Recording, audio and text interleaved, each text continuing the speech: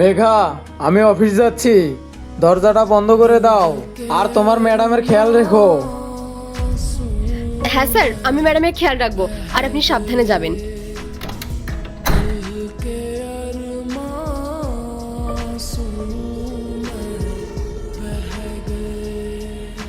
Madam, sir চলে গেছেন, এবার আপনি আপনার কাজটা শুরু করতে পারেন।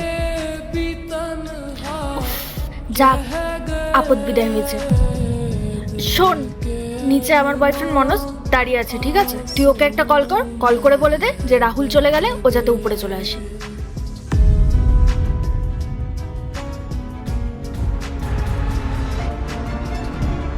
হ্যালো, হ্যাঁ মনোজ বাবু, আপনি কোথায়? ম্যাডাম আপনাকে ঘরে আসতে বললেন। হ্যাঁ, আমি দরজার বাইরে দাঁড়িয়ে আছি, তাড়াতাড়ি খোল দরজাটা। এনে ধর। ম্যাডাম, উনি দরজার বাইরে দাঁড়িয়ে রয়েছেন, আমি ওনাকে গিয়ে নিয়ে আসি? হ্যাঁ, যা তাড়াতাড়ি খোল। এরপর কি হলো সেটা দেখার আগে তোমরা যদি আল্লাহর এই দুইটা ছবিকে ভালোবাসো তাহলে অবশ্যই ভিডিওতে লাইক করে চ্যানেলটি সাবস্ক্রাইব করে দিবে আর কমেন্টে লিখে যাও আমিন।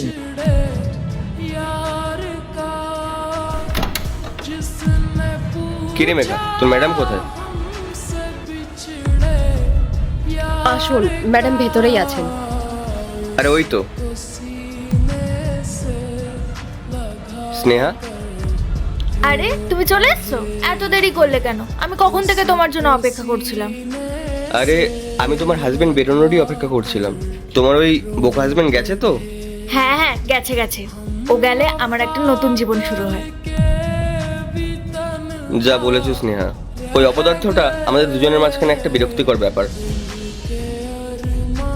তুমি জানো, আমি আমার বরের 1,00,000 টাকার ঘড়ি সরিয়ে রেখেছি শুধু তোমার জন্য, যেটা আজকে আমি তোমাকে দেবো। সত্যি ও এক নম্বরের বলদ। একদিন আমি ওর চোখের সামনে থেকে ওর বউ, ওর দামি দামি জিনিস, ওর সব সম্পত্তি নিয়ে চলে যাব, বলদটা একাই পড়ে থাকবে। আরে যা বলেছো সত্যি, 1 নম্বরের বলদ একটা। আমার উপর অন্ধের মতো বিশ্বাস করে।